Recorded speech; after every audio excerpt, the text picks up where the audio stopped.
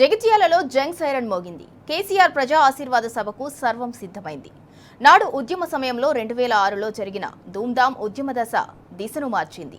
2 దశాబ్దాల తర్వాత అదే మినీ స్టేడియంలో నేడు సభ జరుగుతోంది. విప్లవోద్యమ స్ఫూర్తి నేలపై గులాబీ బహిరంగ సభకు తండోపతండాలుగా జనం కదిలి వస్తున్నారు. కాంగ్రెస్ అరాచక పాలనకు చరమగీతం పాడేందుకు దగాపడ్డ జనమంతా దండుకట్టి గర్జించేందుకు సిద్ధమయ్యారు.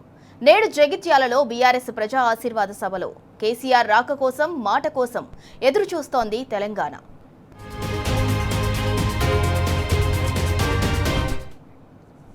ఇక ఇదే అంశానికి సంబంధించి మరింత సమాచారం మా ప్రతినిధి వేణుగోపాలరావు అందిస్తారు. వేణుగోపాలరావు, ఇద్దరు కలిసినా కూడా జగిత్యాల సభ గురించే మాట్లాడుకుంటున్నారు.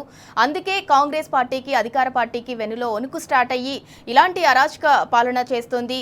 అంటే అటువైపు ఫ్లెక్సీలు చింపడం కావచ్చు, రోడ్డు తవ్వడం కావచ్చు, ఇలాంటివన్నీ అందుకే చేస్తుంది భయపడి అని అనుకోవచ్చా? తప్పనిసరిగా సంజన, అంటే ముఖ్యంగా చూసుకుంటే కేసీఆర్ అంటేనే ఒక సంచలనం. మరోవైపు కేసీఆర్ ఇచ్చే స్పీచ్ కోసం కూడా చాలా మంది ఎదురుచూస్తున్నటువంటి పరిస్థితి. తెలంగాణ రాష్ట్ర సాధన ఏకైక లక్ష్యంగా కూడా కేసీఆర్ ఆనాడు ఉద్యమం స్టార్ట్ చేసింది కూడా కరీంనగర్ జిల్లా నుంచి అని చెప్పాలి. సింహగర్జన సభను కూడా ఇటు జలదృశ్యం తర్వాత మొట్టమొదటి సభ కరీంనగర్లో సింహగర్జన సభ నిర్వహించినప్పుడు కూడా యావత్ ఇటు సమైక్య రాష్ట్రం ఉన్నప్పుడు తెలంగాణ కోసం ప్రత్యేకంగా ఒకే ఒక వ్యక్తి పోరాట స్ఫూర్తితో ముందుకెళ్ళినప్పుడు తెలంగాణ లేదు అని చెప్పిన చోట కూడా తెలంగాణ ఎట్లా రాదు, ఎట్లా లేదు అనే దాన్ని ప్రత్యక్షంగా పరోక్షంగా ఇటు కరీంనగర్ ఉమ్మడి జిల్లా నుంచే స్టార్ట్ చేసినటువంటి నాటి సింహగర్జన సభ దేశం యావత్తు కూడా ఒక సంచలనమైందనే చెప్పాలి. ఆనాటి సింహగర్జన సభ నుంచి మొదలైందంటే తెలంగాణ రాష్ట్ర సాధన వరకు కూడా మడమ తిప్పని పోరాటం చేసిన వ్యక్తి ఎవరైనా ఉన్నారంటే బీఆర్ఎస్ పార్టీ అధినేత కేసీఆర్ అనే చెప్పాలి. తెలంగాణ రాష్ట్రం సాధించడే కాదు, ముఖ్యంగా జగిత్యాల సంబంధించి చూసుకుంటే కూడా పక్కనే ధర్మపురి ఉంటుంది. ధర్మపురి సంబంధించి కూడా తెలంగాణ సంబంధించి నీళ్లు, నిధులు, నియామకాలే కాదు, ముఖ్యంగా గోదావరి తెలంగాణకు పక్కనే ఉంటుంది. గోదావరి పరివాహక ప్రాంతం కూడా తెలంగాణ పక్కనే ఉంటుంది. కానీ రాజమండ్రిలో పుష్కరాలు జరపడం ఏంటి? తెలంగాణ పక్కన గోదావరి పోతుంటే పుష్కరాలంటూ జరిగితే తెలంగాణలో జరగాలి. మొట్టమొదటిసారిగా గోదావరి జలాలు పోయేది తెలంగాణ నుంచి. రాజమండ్రిలో పుష్కరాలు ఏంటంటే కూడా ఆనాడు అంటే గలమెత్తినటువంటి పరిస్థితి కేసీఆర్ది. ఆనాడు కూడా ధర్మపురి సంబంధించి కూడా పెద్ద ఎత్తున యజ్ఞం చేయడం కాదు, ఇక్కడ పుష్కరాలు కూడా నిర్వహించినటువంటి పరిస్థితి. అంటే జగిత్యాలకు చరిత్ర ఉందని చెప్పాలి. జగిత్యాల జైత్రయాత్ర ఒక ఎత్తు అయితే తెలంగాణ రాష్ట్ర సాధనలో కూడా కీలక పాత్ర పోషించింది జగిత్యాల అని చెప్పాలి. ప్రస్తుతం అయితే సాయంత్రం 4:30 గంటలకు ఎర్రవెల్లి ఫామ్ హౌస్ నుంచి ఇటు బీఆర్ఎస్ పార్టీ అధినేత కేసీఆర్ బయలుదేరుతారు. సంజన, చూడొచ్చు మనం హెలిప్యాడ్, ఇదే హెలిప్యాడ్ దగ్గర కేసీఆర్ దిగుతారు. 4:30 బయలుదేరి 5:15 గంటల వరకు జగిత్యాల చేరుకుంటారు. 5:15 నుంచి ఇక్కడి నుంచి రోడ్డు మార్గాన తెలంగాణ భవన్ అంటే జగిత్యాల సంబంధించిన తెలంగాణ పార్టీ ఆఫీస్కు చేరుకుంటారు. ఇక్కడ ముఖ్య కార్యకర్తలతో సమావేశం, అంటే ఇప్పుడు ఉన్నటువంటి పరిస్థితులు, అంటే రాజకీయాలకు సంబంధించిన పరిస్థితుల మీద కూడా ప్రతి ఒక్క ముఖ్యమైన నాయకులతో చర్చిస్తారు. ఆ తదనంతరం రోడ్డు మార్గాన ఇటు సభాస్థలి చేరుకుంటారు. సభాస్థలి చేరుకున్న తర్వాత వారికి సంబంధించి వచ్చిన ప్రజలను ఉద్దేశించి మాట్లాడతారు. ప్రస్తుతం అయితే ఇటు జగిత్యాల చూసుకుంటే పట్టణం అంతా కూడా గులాబీ మయంగా మారిందని చెప్పాలి. ఎక్కడ చూసినా కానీ ఇటు ప్రజా ఆశీర్వాద సభకు సంబంధించినటువంటి గులాబీ ఫ్లెక్సీలు అయితే మనకు పెద్ద ఎత్తున కనిపిస్తూ ఉన్నాయని చెప్పాలి. ఇప్పుడు ప్రస్తుతం మనకు ఇటు జగిత్యాలే ఒక్కటే కాదు, ఇటు ఉమ్మడి కరీంనగర్ జిల్లా వ్యాప్తంగా కూడా అంటే బీఆర్ఎస్ పార్టీ అధినేత కేసీఆర్ వస్తున్న నేపథ్యంలో ప్రతి ఒక్కరు కూడా ఈ సభకు వచ్చేందుకైతే సంసిద్ధులవుతున్నటువంటి పరిస్థితి మనకు కనిపిస్తోంది. అంటే ముఖ్యంగా ఇటు హరీష్ రావు కావచ్చు, ఇటు బీఆర్ఎస్ పార్టీ అధినేత కేటీఆర్ గత 3 రోజుల క్రితమే వచ్చినప్పుడు అంటే కొన్ని సమస్యలు సృష్టిస్తున్నారు, ఎవరు రాకుండా కూడా అక్కడిక్కడ అవరోధాలు సృష్టిస్తున్నారు. ఎన్ని అవరోధాలు సృష్టించినా బీఆర్ఎస్ పార్టీ అధినేత కేసీఆర్ ఇచ్చే సందేశం వినడానికి వివిధ రూపేణ ఇటు బండ్ల ద్వారా కావచ్చు, 2 వీలర్ ద్వారా కావచ్చు, వాహనాల ద్వారా కావచ్చు, ఎట్టి పరిస్థితుల్లో చివరికి జగిత్యాల సభా ప్రాంగణం చేరుకునేందుకు ప్రతి టీఆర్ఎస్ కార్యకర్తే కాదు, అంటే ముఖ్యంగా కేసీఆర్ అంటేనే సంచలనం అని చెప్పాలి. ఎందుకంటే ఆయన మాట్లాడే ప్రతి విషయాన్ని కూడా ఒక బీఆర్ఎస్ పార్టీ కార్యకర్తలే కాదు, నాయకులే కాదు, ఇటు విద్యార్థులు కావచ్చు, మేధావులు కావచ్చు, చాలా సీనియర్ సిటిజన్స్ కూడా ఆయన ఏం మాట్లాడతారనేది మాత్రం మొదటి నుంచి కూడా ఒక సెన్సేషన్. ఆ నేపథ్యంలో కూడా వీళ్ళ అంటే 1,00,000 మంది వస్తారని చెప్పి అంచనా వేశారు. కానీ అంతకంటే ఎక్కువ వచ్చినా కూడా ఎవరికి ఎక్కడ ఎటువంటి అంటే ఇబ్బందులు కలగకుండా మాత్రం ఏర్పాటు చేశారు. రోడ్ మ్యాప్ ఏర్పాటు చేశారు, పార్కింగ్ సౌకర్యం ఏర్పాటు చేశారు. ఇటు ధర్మపురి నుంచి వచ్చే వాళ్ళ కోసం ధర్మపురి దగ్గరలో అంటే ఇటు జగిత్యాలకు సంబంధించి ఇటు చొప్పదండి, ఇటు కరీంనగర్ కావచ్చు, అటు కోరుట్ల నుంచి కావచ్చు, అంటే వచ్చిన ప్రతి ఒక్కరు కూడా పార్కింగ్ సౌకర్యం ఏర్పాటు చేయడం కాదు, సభకు వచ్చేందుకు అన్ని ఏర్పాట్లు చేసినటువంటి పరిస్థితి. ముఖ్యంగా కేసీఆర్ సభ అంటేనే చాలా మందికి చాలా ఇంట్రెస్ట్ గా ఉంటుంది.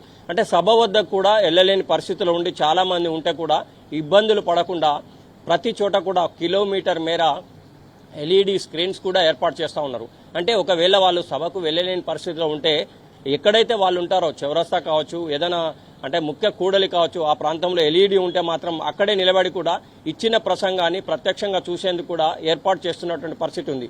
ముఖ్యంగా ఎండాకాలం నేపథ్యంలో కూడా సాయంత్రం 5:30 గంటలకు ఒకవేళ సభ జరిగినా చల్లబడుతుంది. అయినా కూడా ఎటువంటి ఆపద లేకుండా ఎవరికి కూడా ఎటువంటి ఇబ్బంది కలగకుండా వాటర్ అంటే 3 లక్షల వాటర్ ప్యాకెట్లు, ఇటు మజ్జిగ సంబంధించినట్టు 2 లక్షల ప్యాకెట్లు పెట్టారు. ఇంకోవైపు ఏంటంటే సూర్యుడు ప్రతిరోజు కూడా బగబగ మండే సూర్యుడు మరి ఎందుకో ఏమో కానీ ప్రశాంతంగా ఉన్నారని చెప్పాలి. జగిత్యాల ఈరోజు అంతా కూడా క్లౌడ్ చాలా పెద్ద ఎత్తున ఉంది, ఎండ మాత్రం లేదు, చాలా ప్రశాంతమైన వాతావరణం ఉంది. ఈ నేపథ్యంలో కూడా ప్రజలు తండోపతండాలుగా వచ్చే అవకాశం అయితే మనకు స్పష్టంగా కనిపిస్తోంది.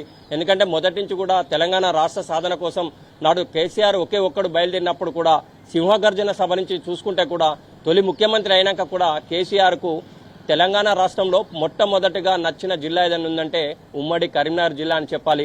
ఉమ్మడి కరీంనగర్ జిల్లాకు సంబంధించి కూడా ఆయనకు అమితమైన ప్రేమని చెప్పాలి. ముఖ్యమంత్రిగా ప్రమాణ స్వీకారం చేసినాక కూడా మొట్టమొదటిసారి వచ్చింది కరీంనగర్కే వచ్చారు కేసీఆర్ గారు. అంటే ముఖ్యంగా తెలంగాణ రాష్ట్ర సాధనలో ఈ కరీంనగర్ జిల్లాకు ఒక ప్రత్యేక పాత్ర ఉంది.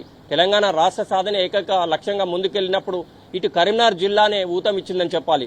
అంటే ఆనాటి నుంచి నేటి వరకు కూడా కేసీఆర్ అంటేనే ఒక మహాశక్తి. కేసీఆర్ ఇచ్చే ప్రసంగానికి ఇటు కరీంనగర్ జిల్లా నాటి నుంచి నేటి వరకు కూడా మొదటి నుంచి కూడా ఫుల్ సపోర్ట్ చేస్తూ ఉంది. ఆ నేపథ్యం ఒకేటైతే కేసీఆర్ కు మొదటి నుంచి కూడా తెలంగాణ రాష్ట్ర సాధనలో చాలా మంది కూడా భాగస్వాములు కావచ్చు, ప్రతి జిల్లాలో కావచ్చు. కానీ కరీంనగర్ జిల్లా తర్వాతనే ఏ జిల్లా అయినా చెప్పాలి. ఎందుకంటే ఆనాడు తెలంగాణ రాష్ట్ర సాధన కోసం సిద్దిపేటకు వెళ్తున్నప్పుడు అంటే నిరాహార దీక్ష చేసేటప్పుడు వెళ్ళేటప్పుడు కూడా నాడు కూడా ఇటు తెగలగుట్టపల్లి ఉన్నటువంటి కేసీఆర్ భవన్లోనే 3 రోజుల పాటు ఇక్కడే ఉండి దీక్షకు కేసీఆర్ వెళ్తున్నప్పుడు ఇదే అలుగునూరు చౌరస్తాలో అరెస్ట్ చేసినప్పుడు కూడా ఇదే కరీంనగర్ జిల్లా ప్రజలంతా కూడా అదే అలుగునూరుకు వచ్చి కేసీఆర్ ను రక్షించుకుంటాం, ఎట్టి పరిస్థితుల్లో తెలంగాణ రాష్ట్ర సాధకుడు అయినటువంటి కేసీఆర్ కోసం మేము సైతం అంటూ కదిలి వచ్చినటువంటి పరిస్థితి అప్పుడు ఉండేది. ముఖ్యంగా చూసుకుంటే దాని తర్వాత చూసుకుంటే దీక్ష తర్వాత తెలంగాణ రాష్ట్ర సాధన ఏకైక లక్ష్యం ఒకటైతే ఢిల్లీకి వెళ్ళేటప్పుడు కూడా కేసీఆర్ చెప్పింది ఒకటే, తెలంగాణ రాష్ట్రాన్ని తీసుకొని వస్తాను నేను, ఆ తర్వాతనే మీరు చూడండి అని చెప్పి కూడా రాష్ట్రాన్ని తీసుకొచ్చినట్టు. అంటే మొదటి నుంచి కూడా తెలంగాణ రాష్ట్ర సాధనకు కీలక పాత్ర కరీంనగర్ జిల్లాకు ఉందని చెప్పాలి. అందులో జగిత్యాలకు ప్రత్యేక పాత్ర ఉంది. ఈ నేపథ్యంలోనే ఈరోజు జగిత్యాలలో సభ నిర్వహిస్తూ ఉన్నారు. ముఖ్యంగా గత 2.5 సంవత్సరాలుగా కాంగ్రెస్ ప్రభుత్వం వచ్చిన తర్వాత ఎలాంటి కార్యక్రమాలు జరిగినాయి, తనకు జరిగినట్టు నష్టం ఏంటి, పార్టీకి ఎంత నష్టం జరుగుతోంది, ముఖ్యంగా ప్రజల వద్దకు వెళ్ళినప్పుడు కాంగ్రెస్ పార్టీ ఇచ్చినటువంటి హామీలన్నీ కూడా తుంగలో తొక్కుతున్నారంటూ కూడా జీవన్ రెడ్డి గత 5-6 నెలల నుంచి కూడా ప్రభుత్వం పైనే ఆయన తీవ్ర విమర్శలు చేస్తున్నట్టు నేపథ్యం. ఎందుకంటే హామీలు అయితే మేము కాంగ్రెస్ పరంగా ఇచ్చాము, కానీ గ్రామీణ ప్రాంతాలకు వెళ్ళినప్పుడు మమ్మల్ని ప్రతి ఒక్కరు కూడా పాయింట్అవుట్ చేస్తూ ఉన్నారు, మేము దాన్ని తట్టుకోలేకపోతూ ఉన్నాం. గత 10 సంవత్సరాలుగా బీఆర్ఎస్ పార్టీ అధినేత కేసీఆర్ ఇచ్చినటువంటి అంటే సంక్షేమ కార్యక్రమాలు కావచ్చు, ఎన్నో మంచి కార్యక్రమాలు అంటే నీళ్లు కాదు, నిధులు కావచ్చు, నియామకాలు కావచ్చు, ఇవన్నీ కూడా జరిగాయి. కానీ ప్రస్తుతానికి అవన్నీ ఏమీ లేవు ఇప్పుడు.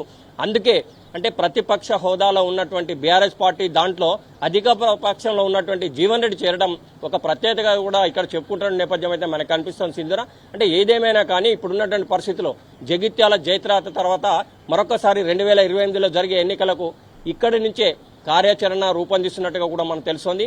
మొత్తం మీద జగిత్యాల సభ మాత్రం ఈరోజు జరిగే సభ ఒక ప్రత్యేకత ఉంది. రాష్ట్రం యావత్తు కూడా కేసీఆర్ ఆనాడు ఎలకతుర్తి పీలని తర్వాత అంటే ముఖ్యంగా రజతోత్సవ సభ తర్వాత ఇటు జగిత్యాలకు వచ్చి మాట్లాడుతున్న నేపథ్యం. అంటే ఇప్పుడు ఉన్నటువంటి పరిస్థితుల్లో సాయంత్రం 5:30 గంటలకు 6 గంటల ప్రాంతంలో కేసీఆర్ గారు ఏం మాట్లాడతారు అనేది మాత్రం ప్రతి ఒక్కరికి కూడా ఒక రకంగా వెయిట్ చేస్తున్నటువంటి పరిస్థితి. ఈ నేపథ్యం ఒక అయితే సాయంత్రం 5:30-6 గంటల ప్రాంతంలో సభా ప్రాంగణానికి వస్తారు. కేసీఆర్ గారు మాట్లాడతారని చెప్పొచ్చు. ఇప్పటివరకైతే అన్ని ఏర్పాట్లు పూర్తయినాయి. ఎక్కడ కూడా ఎలాంటి అవాంఛనీయ సంఘటన జరగకుండా పోలీసు వ్యవస్థ కూడా పెద్ద ఎత్తున భారీ బందోబస్తు ఏర్పాటు చేశారు. ప్రజలకు కూడా ఎక్కడ కూడా ఇబ్బంది లేకుండా పార్కింగ్ సౌకర్యం కూడా ఏర్పాటు చేసినటువంటి పరిస్థితి అయితే మనకు స్పష్టంగా కనిపిస్తుంది. సంజన, ఇది ఇక్కడ తాజా update. Vote studio. Right, thank you Venugopala Rao.